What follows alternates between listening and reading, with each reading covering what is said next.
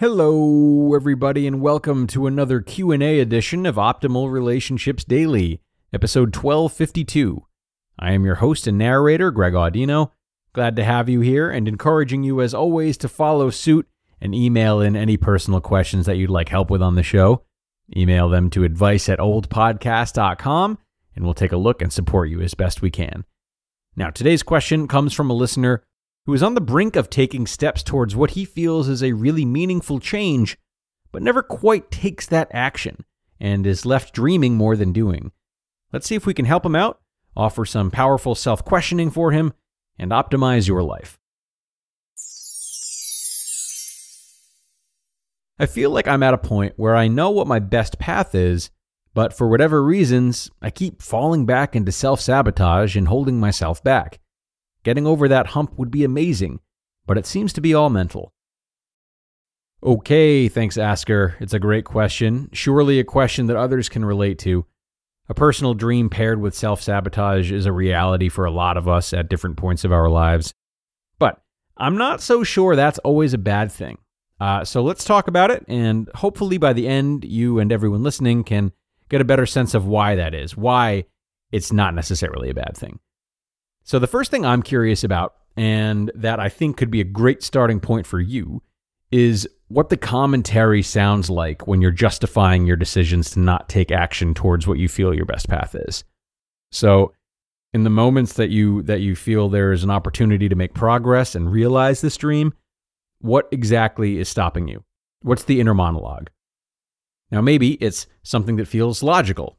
This might be, I want to apply for art school, but it's just hard right now because work has me so busy. I'll put in applications when work dies down. Or maybe you feel you're just coming up with excuses based in fear. So this might sound like, it doesn't make sense to apply to art school right now anyway, because I'm just not good enough. So these are a couple of common culprits, but the narrative you're telling yourself could be a combination of the two. It could be anything in between. Whatever the case may be, take some time to list or break down the reasoning you frequently provide yourself with. What are the usual suspects? Is there a pattern or something that comes up repeatedly? There probably is. So try to identify it, name it, and then work on uncovering what's underneath it. This lays a good foundation for you to do some great exploratory work on your own or with the help of a therapist. Should you feel like you're getting somewhere with this, uncovering some new perspectives, just keep digging. And I wish I could help further, but at that point, it would really be your journey and whomever can accompany you on it. But this is just one side of the coin. Maybe you don't really have any reasons. Maybe you don't have to explain yourself out of not taking action towards what you feel is your better path.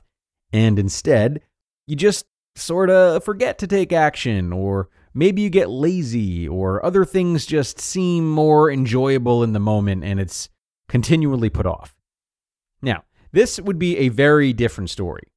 You see, if this were the case, no guarantees, but I think it would be much more likely that what you feel is the best path really isn't the best path at all, or at least not the most intuitive path.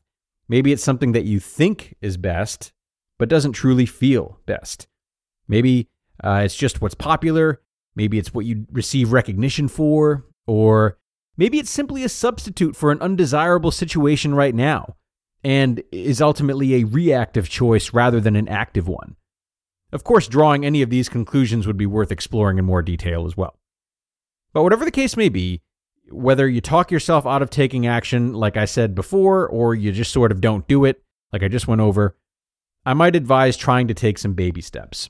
So if we're going back to that art school example that I just sort of puked out and we might as well keep using, small steps might include looking at some campuses, downloading the application, reaching out to someone at the school to learn more, or, anything else in that camp.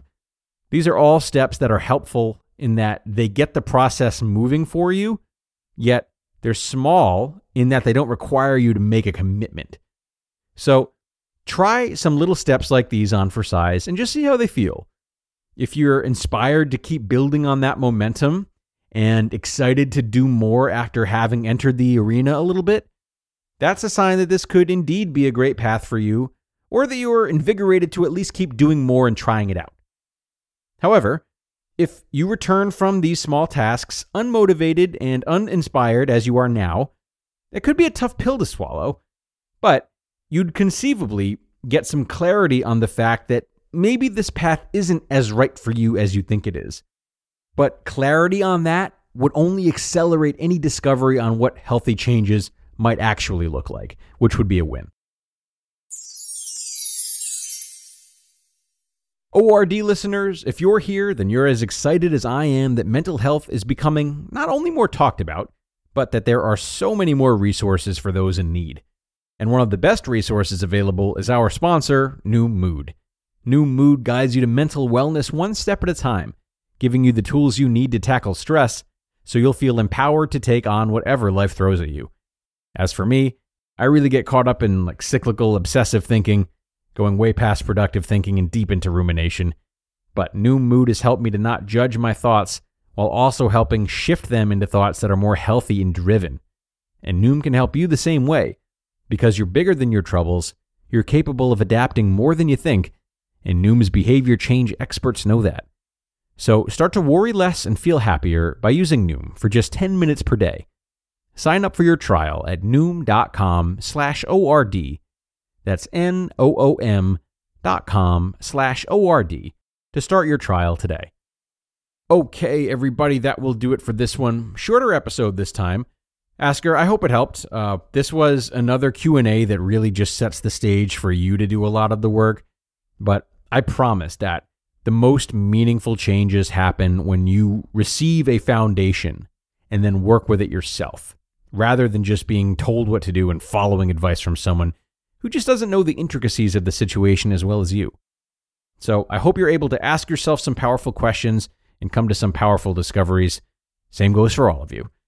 Anyway, thanks a lot for joining today, everyone. As always, I hope you took something from this, and I hope you'll come back tomorrow for the Sunday show, where I will have a post from loves.com and where your optimal life awaits.